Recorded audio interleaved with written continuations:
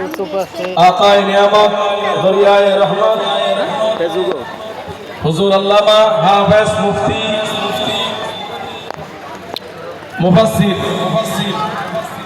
हुजूर अल्लामा इमाम अहमद रजा खान फाजिल बरलवी রাদিয়াল্লাহু তাআলা দরবারে সালাম আরজ করছি।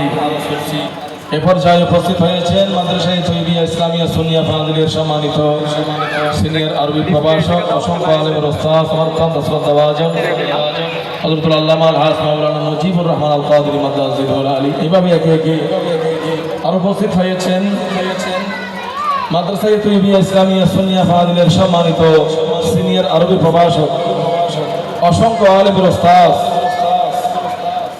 ইসলামীদ্দিন হুজুর আল্লামা মুফতি সবির আহমদ আল কাদরি মাদ্রাসাতুল আলী সহ একে একে দেখবেন বর্ণাঢ্য উলামায়ে কেরাম বৃন্দ এখানে উপস্থিত হবেন। আপনারা ওনাদের জবানে মূল্যবান তাকরীর ও তানবীর শুনবেন, আপনাদের ঈমান আকীদা মজবুত হবে। এই আশা নিয়ে আপনারা সবাই মাহফিলের মধ্যে বসে পড়ুন। আসলে আমাকে কিছু বলার জন্য বলেছেন শুভেচ্ছা বক্তব্য। শুভেচ্ছা বক্তব্য দিতে গেলে 10-15 মিনিট 20 মিনিটের সব প্রয়োজন আছে। শুধুমাত্র একটি কথা বলবো আল্লাহ হযরতের, সেটা হচ্ছে বিসমিল্লাহির রহমানির রহিম ইয়ারফাইল্লাহুল্লাযীনা আমানু ওয়াল্লাযীনা উতুল ইলমা দারাজাত। এই আয়াতের অংশ থেকে ইমাম আলা হযরত এমন একজন মনীষী যিনাকে আল্লাহ পাক এত জ্ঞান দিয়েছেন। আল ইলমু নূরুন, এই শব্দের বাস্তবিক প্রতিচ্ছবি ইমাম আলা হযরত সুবহানাল্লাহ বলেন। আল ইলমু নূরুন, ইসলাম হচ্ছে আলো। আর আল্লাহ পাক বলেছেন ইয়ারফাইল্লাহুল্লাযীনা আমানু মিনকুম ওয়াল্লাযীনা উতুল ইলমা দারাজাত। নারায়ে তাকবীর, নারায়ে রিসালাত, নারায়ে গাউসিয়া, আহলে সুন্নাত ওয়াল জামাত। হযরতুল আল্লামা আল হাস মাওলানা আশ-শাইখ ঐতিহ্যবাহী দ্বীনি শিক্ষা নিকেতন আল আমিন বারিয়া মডেল কামিল মাদ্রাসার স্বনামধন্য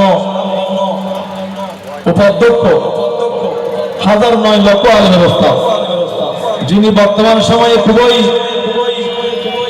একজন মুস্তাহিদ এবং মুনাজির, যিনি শুধু মাঠে ময়দানে নয় সোশ্যাল মিডিয়ায় যিনি বাতিলের বিরুদ্ধে আপসহীন ভূমিকা রেখে যাচ্ছেন।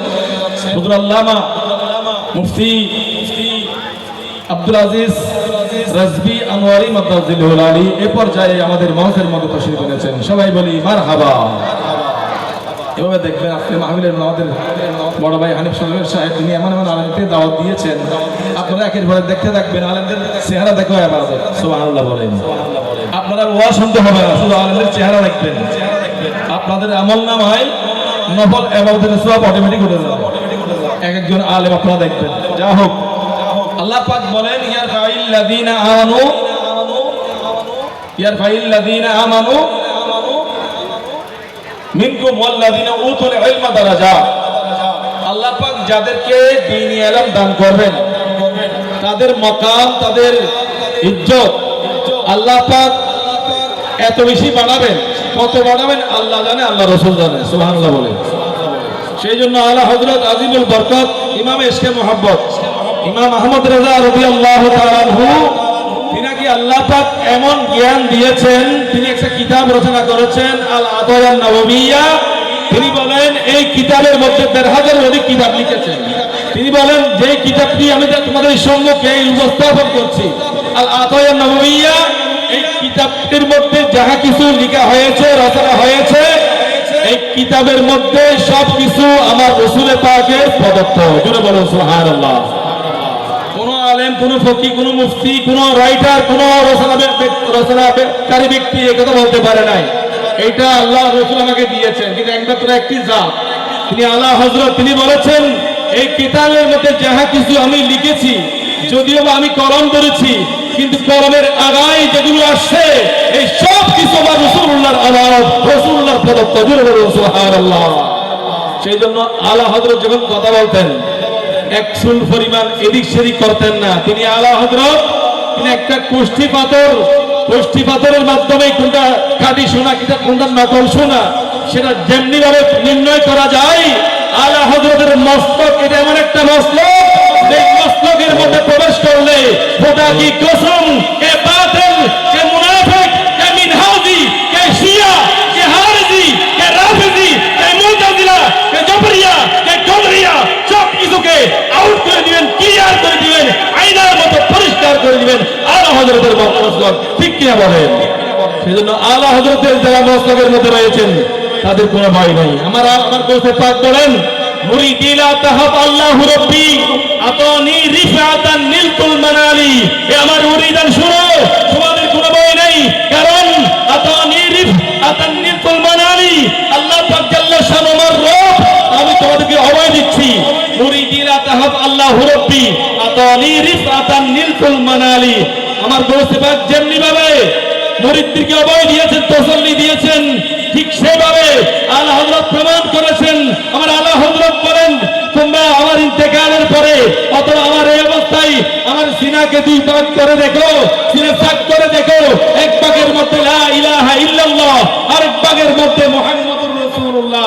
এক কথায় তিনার নজরে করমে আল্লাহ এবং রাসূলের প্রেম ছাড়া কিছুই দেখতেন না। জোরে বলুন সুবহানাল্লাহ। আশরাফুল তানবীর একজন মুরিদ, ওনাকে বলতেছেন আশরাফুল তানবী আমি আলা হযরতের সাথে দেখা করব। তার মুরিদ বলেছেন, হুজুর আপনি কার সাথে দেখা করতে যাচ্ছেন?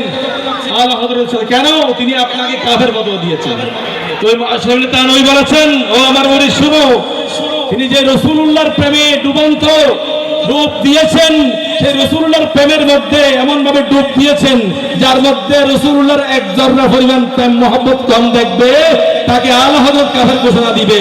তিনার দৃষ্টিকোণ থেকে, তিনার রাসূলুল্লাহর হুব্বে মুস্তাফা থেকে এইটুকু জেনেছেন যে আমার অন্তরে, আমার দিলের মধ্যে রাসূলুল্লাহর প্রেম কম দেখার কারণে তিনি আমাকে রাসূলুল্লাহর প্রেম কম দেখার কারণে আমাকে কাফের ফতোয়া দিয়েছেন। আর তিনি এই অবস্থায় যদি আমাকে কাফের ফতোয়া না দেন, তিনি নিজে কাফের হয়ে যাবেন। জোরে বলুন সুবহানাল্লাহ। এক কথায় আলা হযরতের নামটা নিতে গেলে একটু সতর্ক মনোভাব নিয়ে নেবেন। অনেকে দুই চারটি কয়েকটা কিতাব লিখে, রেসালা লিখে আলা হযরতকে ডেঙ্গিয়ে মুজাদ্দিদ হতে চায়। তাদের উদ্দেশ্যে বলছি, আলা হযরত রাহমাতুল্লাহ আলাইহি একটি যে জ্ঞান সম্ভার তিনার রয়েছে, একটি কিতাবের মধ্যে যেই তিনার যে রেসালা রয়েছে, যেই যে তথ্য রয়েছে, যে প্রবন্ধ রয়েছে, প্রবন্ধ তার কাছে আপনি যেতে পারবেন না। ঠিক কিনা বলেন? কিতাব লেখার নাম নয়, মুজাদ্দিদ নয়, কিতাব লিখেছেন সেখানে শেষ নয়, তিনি চতুর্দশ শতাব্দীর একজন মুজাদ্দিদ। কিতাব লিখলে মুজাদ্দিদ হওয়া যায় না, হুব্বে মুস্তাফা অবশ্যই থাকতে হবে। শিয়া আর সুন্নি এক হয়ে যাও, এই কথা যিনি বলবে তিনি কি মুজাদ্দিদ হতে পারবে? কথা বলেন না। শিয়ার সাথে ইসলামের কোনো সম্পর্ক নাই। যারা সকালবেলা ঘুম থেকে উঠে সিদ্দিক আকবরকে লানত দেয়, যারা ঘুম থেকে উঠে ফারুক আজমকে লানত দেয়, যারা ঘুম থেকে উঠে উসমান ইবনে নুরাকে লানত দেয়, যারা ঘুম থেকে উঠে উম্মুল মুমিনিন আয়েশাকে লানত দেয়, খোদা কি কসম তাদের সাথে ইসলামের ন্যূনতম কোনো সম্পর্ক নেই। সেই জন্য ইমাম আলা হযরতের নাম নিতে গেলে যাদের জলে বুঝে নেবেন তারাই শিয়া। চলে বলুন সুবহানাল্লাহ। আল্লাহ রাব্বুল আলামিন আমাদের সকলকে মাসলাকে আলা হযরতের ইস্তেকামত থাকার, মাসলাকে আলা হযরত মানে মাসলাকে আহলে সুন্নাত ওয়াল জামাত। চলে বলুন সুবহানাল্লাহ। সেই জন্য মাসলাকে আলা হযরত অর্থাৎ ইমাম আলা হযরতের যে মাসলাক, এই মাসলাকেই হচ্ছে আহলে সুন্নাত ওয়াল জামাতের ভান্ডার। সুতরাং আল্লাহ রাব্বুল আলামিন আমাদেরকে আলা হযরতের এই মাসলাকের উপরে ইস্তেকামত থাকার রাব্বুল আলামিন তৌফিক এনায়েত করুন। আমিন। আসসালামু আলাইকুম ওয়া রাহমাতুল্লাহি ওয়া বারাকাতুহু। মারহাবা মারহাবা। মাসলাকে আলা হযরতের উপর অতি সংক্ষেপে গুরুত্বপূর্ণ বক্তব্য রেখেছেন